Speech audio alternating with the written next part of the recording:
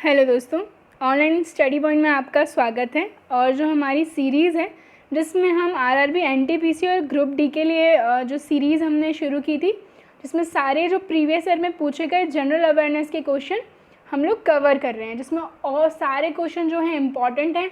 और इसके अलावा एक और चीज़ मैंने इसमें ऐड की है, प्रीवियस ईयर में जिस तरीके के करंट अफेयर्स क्वेश्चन पूछे गए थे, तो उसी लेवल पर मैंने जो है लेटेस्ट करंट अफेयर्स के क्वेश्चन यहाँ पर ऐड किए हैं, जिससे आपका एक प्रैक्टिस सेट ये पूरे तरीके से बन गया है। तो वीडियो बहुत हेल्पफुल, बहुत इंपॉर्टेंट है। इसको ज़्यादा से ज़्यादा लाइक कीजिए, शेयर कीजिए, चैनल को सब्सक्राइब कीजिए।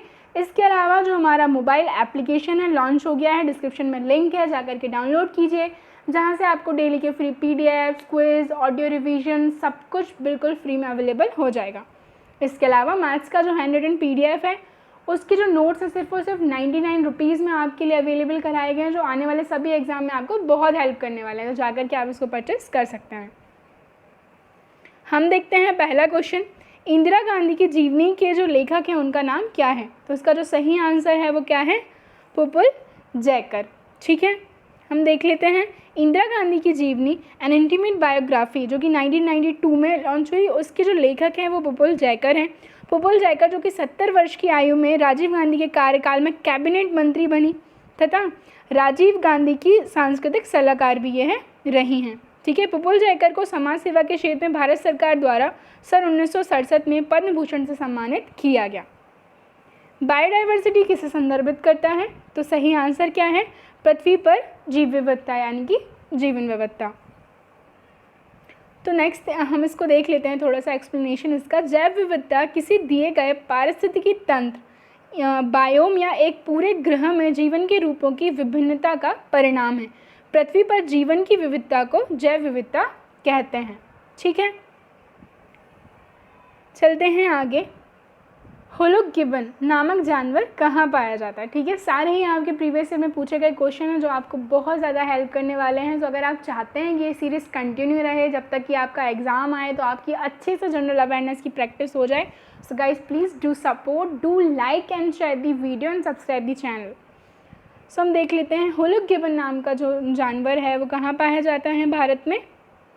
आंसर इस, सही आंसर है इसका अरुणाचल प्रदेश। ठीक है, पूर्वोत्तर भारत में होलो गिब्बन ब्रह्मपुत्र नदी से दक्षिण और दिहांग नदी से पूर्व में मिलता है। ठीक है, इसके बाद हम बात करें अरुणाचल प्रदेश, असम, मणिपुर, मेघालय, मिजोरम, नागालैंड और त्रिपुरा में विस्तृत है। ठीक है, चलिए सो नेक्स्ट क्वेश्चन देखते हैं। टीपू सुल्तान मस्जिद कहाँ पर स्थित है? सही आंसर क्या है इसका? जल्दी से बताइए। आंसर है इसका कोलकाता यानी कि वेस्ट बंगाल में ये सिचुएटेड है। ओके, टीपू सुल्तान को तो अगर आपने हिस्ट्री पढ़ी है तो बहुत अच्छे से आप सभी को पता होगा। टीपू सुल्तान मस्जिद कोलकाता में है। कोलकाता जो है पश्चिम बंगाल की कैपिटल है, जो इस्लामी एवं मुग़ल वास्तुकला से संबंधित है। गीत अमर सोनार बांग्ला, इसके रचयिता कौन है? तो जिन्होंने इंडिया का नेशनल एंथम लिखा है जन गण मन, उन्हीं के द्वारा अमर सोनार बांग्ला, जो कि बांग्लादेश का नेशनल एंथम है, राष्ट्रगान है, उन्हीं के द्वारा लिखा गया है। सही आंसर क्या है इसका? रविंद्रनाथ टैगोर। अमर सोनार बांग्ला, मेरा सोने का बंगला या मेरा सोने जैसा बंगाल, बांग्लादेश का राष्ट्रगान है। ठीक है, इसे गुरुदेव रविंद्रनाथ टैगोर ने बांग्ला भाषा में लिखा है। गुरुदेव ने इसे बंग भंग के समय सन 1906 में लिखा था। ठीक है, जब मज़हब के आधार पर बंगाल को 2 भागों में बांट दिया गया था। ओके, बंगाल विभाजन काफ़ी पूछा जाता है एग्ज़ाम्स में। IRS 1A भारत का जो है क्या है, मतलब ठीक है डैश, यहाँ पे हम बात करें तो पहला परिचालनात्मक दूर संवेदी उपग्रह। ठीक है, तो IRS 1A भारत का पहला परिचालनात्मक दूर संवेदी उपग्रह। ठीक है, IRS 1A भारतीय अंतरिक्ष अनुसंधान संगठन यानी कि इसरो द्वारा शुरू किया गया पहला रिमोट सेंसिंग मिशन था। यह उपग्रह इमेजरी में भारतीय विशेषज्ञता विकसित करने के लिए एक दूर संवेदी उपग्रह था। भारत के संविधान में कौन सा अनुच्छेद हिंदी को संघ की राजभाषा का दर्जा प्रदान करता है? तो इसका सही आंसर क्या है? आर्टिकल 343। देखिए आर्टिकल्स बहुत इंपॉर्टेंट हैं, हर एक एग्ज़ाम में आपको 1-2 आर्टिकल से क्वेश्चन बिल्कुल देखने को मिल जाते हैं, तो इट वुड बी बेटर कि आपको सारे जो आर्टिकल्स हैं वो याद हों। संविधान के अनुच्छेद 343 के अनुसार संघ की राजभाषा हिंदी और लिपि देवनागरी होगी। अनुच्छेद 323 में लोक सेवा आयोग के प्रतिवेदन के बारे में वर्णित है। अनुच्छेद 234 जो है वो क्या है, न्यायिक सेवा में जिला न्यायाधीशों से भिन्न व्यक्तियों की भर्ती से संबंधित है। हम बढ़ते हैं आगे और देखते हैं हमारा अगला क्वेश्चन। इनमें से कौन सा एक ब्राउज़र नहीं है? इनमें से कौन सा है जो ब्राउज़र नहीं है? तो आंसर इज़ आउटलुक। ठीक है, आउटलुक जो है एक ब्राउज़र नहीं है। इससे क्या है, मेल सेंड करते हैं। आउटलुक एक निःशुल्क मेल सेवा उपलब्ध कराने वाला हम बात करें स्थल है। इससे पहले हॉटमेल के नाम से जाना जाता था। यह विश्व का पहला ईमेल सेवा देने वाला है, जिसे 1996 में एक भारतीय युवक सबीर भाटिया ने बनाया था। नेक्स्ट देखते हैं, पीसी को वायरलेस नेटवर्क से कनेक्ट करने के लिए कौन सा डिवाइस आवश्यक है? तो राउटर या फिर रूटर हम इसको बोलते हैं। पीसी को वायरलेस नेटवर्क से कनेक्ट करने के लिए ये आवश्यक है। राउटर एक नेटवर्किंग डिवाइस है, कंप्यूटर नेटवर्क के बीच डाटा पैकेट के आगे बढ़ाता है। और राउटर इंटरनेट पर यातायात निर्देशन कार्यों का प्रदर्शन करते हैं।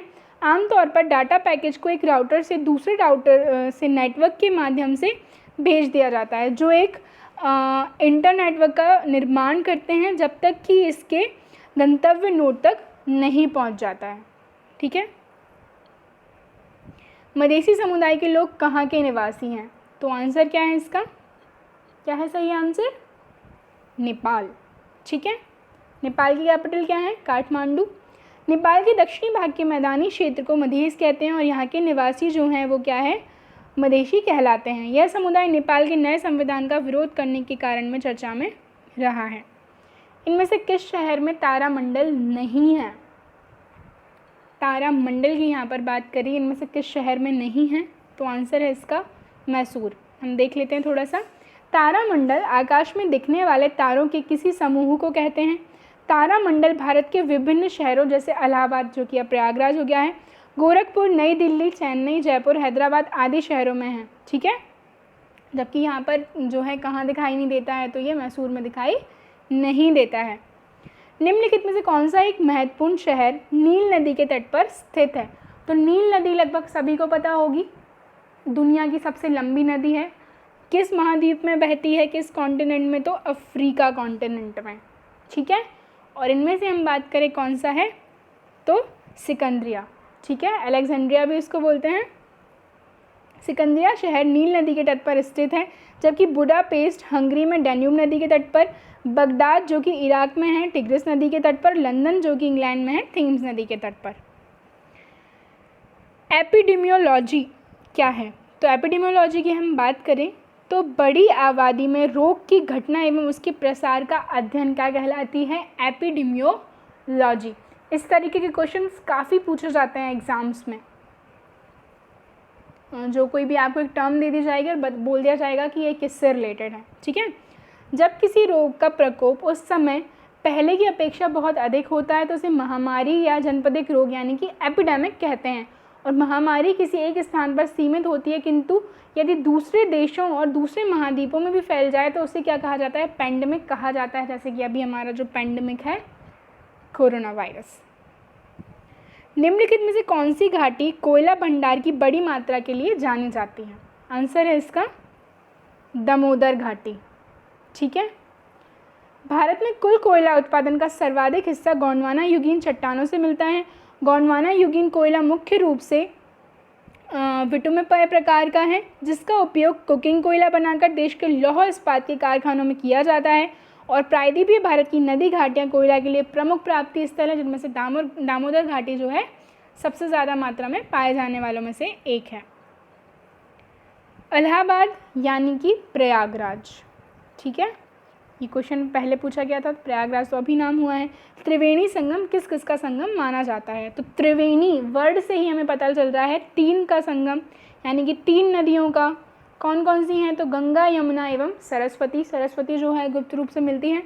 इसके बाद हम बात करें कौन कौन सी तीन नदियों की बात की, तो गंगा की हमने बात की। तो गंगा गौमुख ग्लेशियर से निकलती है। ठीक है, जब उसको भागीरथी बोला जाता है। इसके बाद देवप्रयाग में आकर अलकनंदा और भागीरथी का संगम होता है और वहाँ से इस नदी को गंगा बोला जाता है। भारत की सबसे बड़ी सबसे लंबी नदी है, 2525 किलोमीटर। ठीक है, इसके बाद उत्तराखंड के बाद फिर यूपी, बिहार और यहाँ वेस्ट बंगाल से होती हुई बंगाल की खाड़ी में ये जाती है, वहाँ इसको पद्मा बोला जाता है। और दूसरी एक रिवर आती है जमुना, जो कि है ब्रह्मपुत्र, और कंबाइंड जब ये मिलती है तो इनको मेघना बोलते हैं। और दुनिया का सबसे बड़ा डेल्टा जो कि सुंदरवन डेल्टा है, उसका निर्माण ये करते हैं। इलाहाबाद में गंगा यमुना सरस्वती का संगम होता है। हालांकि सरस्वती दिखती नहीं है, पर लोगों की मान्यता है कि वे अदृश्य रूप से गंगा व यमुना की धाराओं के नीचे बहती है, इसलिए यहाँ के संगम स्थल को त्रिवेणी संगम कहा जाता है। अब हम बात करेंगे करंट अफेयर्स के क्वेश्चन की। तो हाल ही में कोरोना कविता काल किताब किसके द्वारा लिखी गई है? तो आंसर क्या है इसका? PS श्रीधरन पिल्लई। ठीक है, बुक्स काफ़ी पूछी जाती हैं। So here's a question for you. अगर आप लोग चाहते हैं कि एक वीडियो बनाएं हम लोग रिसेंट जो लॉन्च्ड बुक्स हैं उन पर, तो कमेंट सेक्शन में ज़रूर बताइएगा। नेक्स्ट हम देखते हैं, हाल ही में ताइवान ने किस देश से नवीनतम 66 F-16 जेट खरीदने के लिए एक समझौते पर हस्ताक्षर किए हैं? तो किसके साथ किए हैं? USA यानी कि अमेरिका। प्रेसिडेंट कौन है? डोनाल्ड ट्रंप हैं। राजधानी क्या है? वॉशिंगटन DC है। हाल ही में 2020 प्रॉग ओपन खिताब किसने जीता है? तो आंसर है सिमोना हालेप। रोमानिया की सिमोना हालेप में जो है प्रयाग ओपन टेनिस टूर्नामेंट के फाइनल में बेल्जियम की एलिस मर्टेंस को 16 अगस्त 2020 को हराकर जो है 21वां प्रॉग ओपन खिताब जीता है। हाल ही में नितिन गडकरी ने किस राज्य में 3000 करोड़ के हाईवे प्रोजेक्ट का शिलान्यास किया है? आंसर है मणिपुर। मणिपुर से और क्या याद रखना है? जब भी मणिपुर का नाम याद आए तो यहाँ पर आपको याद रखना है केबुल लामजाओ जो नेशनल पार्क है, जो कि फ्लोटिंग नेशनल पार्क है। ठीक है, जो कि लोकटक लेक है मणिपुर का, उसी पर ये सिचुएटेड है। Only floating park in the India. इसकी कैपिटल है इम्फाल। मुख्यमंत्री हैं N वीरेंद्र सिंह और राज्यपाल जो है नजमा हेपतुल्ला। हाल ही में BSF के नए महानिदेशक कौन बने हैं? तो आंसर है इसका राकेश अस्थाना। BSF की अगर हम बात कर लें, मोटो यानी कि जो आदर्श वाक्य है वो है जीवन पर्यंत कर्तव्य। मुख्यालय है नई दिल्ली में। और इसके बाद हम बात करें, स्थापना हुई थी 1 दिसंबर 1965 को। सो गाइस, ये जो थी हमारी आज की वीडियो थी। आई होप आपको ये सीरीज़ पसंद आ रही हो, तो इसको प्लीज़ ज़्यादा से ज़्यादा लाइक करें, शेयर करें और चैनल को सब्सक्राइब करें। Thank you.